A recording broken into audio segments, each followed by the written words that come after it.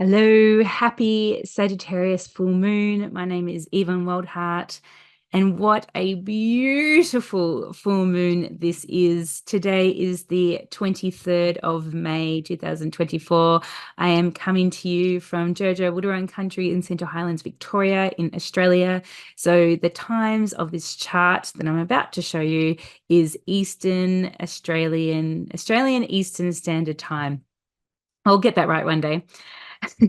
So this chart, the Sagittarius full moon, is so freaking beautiful. It's ruled by Gemini. It's ruled by Jupiter. Jupiter full moon. Jupiterian full moon. Sagittarius full moon at 2 degrees. It had to be saying twice because it's like Jupiter. It's expansive. It's big. It's the biggest planet in our system and our solar system that we know of. Who knows what might be revealed?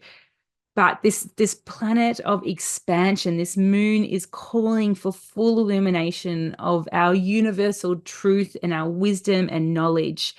It's calling for us to step out and to be that archer who is pulling their arrow back and shooting it to the highest timeline possible. This full moon in here, right on the very beginning of this Gemini, this Gemini, so Gemini here was where the sun is. I keep on calling down to Gemini where the sun is, that is just ingressed into Gemini. This point, this 2 degree point down here, this 0, 1, 2, 3 degree point of Gemini is going to be really, really important. So this full moon feels very informative for what's to come. So take note. Whatever's happening at this point in time feels like the glimpses of the dreamings that we have been calling in, especially as this sun down here in Gemini is conjunct Venus at 29 degrees of Taurus and Jupiter at 29 degrees Taurus. So we've just had a Venus and Jupiter conjunction here, which is so friggin' beautiful. Venus, the planet of beauty and love, especially in her home sign of Taurus. Like, this is the last piece of Venus in her home sign in Taurus. This beauty way, this simplistic, nourishing goddess, the Empress in Venus in Taurus. It feels like that eating the grapes from like that Greek sort of image of someone feeding the grapes to the goddess, but in a full abundance. And this Jupiter here, who is the ruler of this moon here today, is expanding it beyond the realms of possibilities. But it's really interesting with Jupiter and expansion because it is pushed up against Saturn on the other side. So it's got, the asteroid belt moving through, and then you got Jupiter and then Saturn, which is the furthest planet of what we can see. So Saturn's, related back to boundaries but also matter and this responsibility that needs to be taken from when we expand. So yes, this Jupiter is expanding, but there is a point that we're going to have to, really ground in and become accountable for our dreamings. Stand in our dreamings, take responsibility for what we're seeing under this great full moon. And this sun, Venus, and Jupiter down here all together, like, that is such a beautiful picture here, is making this sextile. This sextile is, there's 60 degrees between Neptune here. Neptune is the planet of, it's the dreaming. It's also illusion, but is it real? Is it not? But it's even to describe it could be a mirage. We don't really know. Like, it's really interesting. And at the final degrees here of Pisces is the unbounded energy. It's energy that, yeah, it's beyond Saturn's realm. Saturn here in Pisces at the moment it's not a strong Saturn. It's been called to create different types of boundaries or different views of what time is. And what it feels like as I'm looking at this chart with this sextile between Neptune, Jupiter, Venus, and the sun, it's like, yes, this expansive beauty that we are all here with also the sun shining on it. But this Neptune is like, well, can we hold this dreaming at this final place of the void space? This 29 degrees, the final degree, the anaretic degree of the whole entire zodiac. And in this beginning, this new beginning, sextiles is something new. It's like we're just seeing the shoots of the dreaming that we're calling in. But it's really interesting because we can also see the things that are holding us back, or the weeds that we need to extract to get to those dreamers as well. So I think at this full moon, yes, feel what is arising, feel the beauty that is here, lean into it, but also be aware of that loyal soldier thinking of what's coming up next after this full moon. As this moon starts to descend into the new moon in Gemini in 2 weeks' time, Mars and Chiron are going to have a conjunction here next week. And it's like, can we hold this dreaming? Can we hold the archer's view of what it is to live a good life? What timeline do we want to be on? Can we hold that? And this test between Mars, who's like the action and the warrior who wants to go, is hitting Chiron, who is the wounded healer. So there potentially this could be a setup for some soreness to come, but can we hold it? Can we hold the dreaming of the archer? And I think if there's anything that you take away from this full moon, look what's around you, look for the beauty and the expansion of it, but keep aiming it, keep aiming that arrow out to the stars from that collective, that universal perspective, and dream from that place, because we're going to run into, I think, some testing and some our buttons being pushed to see if we can hold that, even when things are not very sturdy at the moment. The world is changing and there's lots of undercurrents. We see here that this Pluto is in retrograde, going back into Capricorn, where you think back to 2020, these times when things sort of were revealed, thinking of Pluto also the ruler of secrets, and anything that is hidden being coming out. And we're going back to review this process. And at some point in August, we're also going to have Jupiter that's going to be moving into Gemini, is going to be squaring Saturn. And the last time these two actually really saw each other in this way was back at 2020 at that grand Jupiter and Saturn conjunction. So we're going to see what, thinking of that first quarter moon in the garden, we're going to see the shoots of whatever happened, good and bad, because there's veils being lifted. And it's really, really interesting that this is something to watch too, because this moon, this Saggy full moon at 2 degrees is making a sextile energy. Again, there's something coming up to the surface, but we can't quite see it yet. But this moon is actually moving towards Pluto here. So this is a really interesting energy that we might see things at this point that are starting to shoot up, but we're going to get more of an idea when these energies come together in probably the next few days. The moon takes a couple of days to move through each sign. So mid next week, when this Jupiter moves into Gemini, it will make a trine. So this sun is also trine Pluto here. So there's a lot of focus on what this Pluto is showing us. But I think what this full moon is also showing us but can we hold the archer's perspective? Can we lean into the good things that are happening?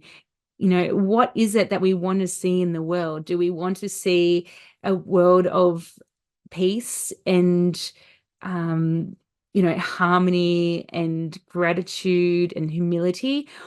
Or do we get ruffled up and get caught and snagged into the destruction? Yes, see it, but choose something else instead of going into our fear body. And I think that's where it sits. Pluto is also related to our fears and, those dank places that within us. And as this moon starts to wane, and as this Mars and Chiron start to come together, keep coming back to what the goodness that you were shown at this full moon. This feels like a marker in time to maybe write down what you are seeing right now, the goodness and the beauty that Jupiter and that Venus is calling and showing us that is here. Remember, in Taurus, it's like fixed earth. There's roots here, right? But can we hold these what feels like saplings or these shoots that have been coming up and they're starting to grow roots? Can we keep attending them even when we're feeling rocked or fear we're being poked and prodded? And that this full moon is calling us to keep coming back out to that collective Archer's perspective, this universal law, and to really see things from out there and then choose something else. This Neptune at 29 degrees of Pisces, this unbounded energy with Saturn coming up here, just feels like these timelines, choosing what timeline do you want to take into the next few years, because we're going to see massive changes in our world over the next couple of years. And we have a choice now. We have a choice to get things ready, get ourselves prepared. This is the beauty of astrology. We can see these patterns, these cycles coming up, and we've got historical data to go back and have a look and see what happened last time. But this is something else as well, because we're actually getting to choose what it is that we're going to focus our perspective on. And that choice, that Archer's choice of look at and have that optimistic view, which is what Sagittarius brings, optimism and, fun and play, different to Gemini in the collective expansion. And to come back to say, yes, we have a choice here. We have a choice to, do we get taken down by Pluto's fears that it's showing us, or the Mars and Chiron sort of ouchy soreness, or do we say, I give love to those parts of myself. I send, I walk in peace. The more of us walking in peace, there's less room for anything else to come in, because it's a higher vibration. So just keep choosing the optimistic Archer's view as we move through times that are coming, because we're going to have, by the end of the month, in a couple of weeks, we're going to have Jupiter moving into Gemini, which is, a year-long transit. It's going to be making square aspects, 3 square aspects to Saturn over over the year and a half. We've got Neptune and Saturn moving into Aries pretty much together. It's quite wild. And as we already know, Pluto will be, firmly in Aquarius more so than it is, because it's still retrograding back into Capricorn. But by January next year, that'll be fully in Aquarius for that long 20-year transit. And then we also have Uranus moving into Gemini as well next year. So this planet that takes 80 to 84 years to move around the whole zodiac, the big movers, the big outer planets are all moving signs within the next couple of years. So this feels like a very I can't even put words to it. It feels like a very poignant moment in our Earth's history, and we get to live through this. And not only do we get to live through this, we get to choose what it looks like. So making these choices from this grand Sagittarius full moon, and it feels like setting a precedent of this is the dreaming. These are the possibilities. Now go and attend to this garden of possibilities and dreaming and optimism, and to walk the world with hearts open in love and humility and peace. Yes. Whew. Sagittarius full moon. Woo! Expand with it. Blessings on your Sagittarius full moon. May it be extraordinary, which I'm sure and I'm hoping that it is for you.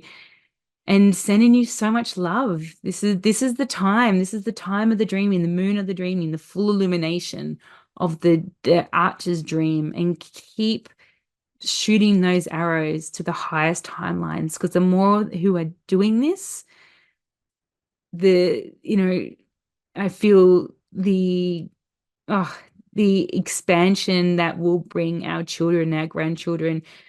It's like, what kind of world do we want to leave for them?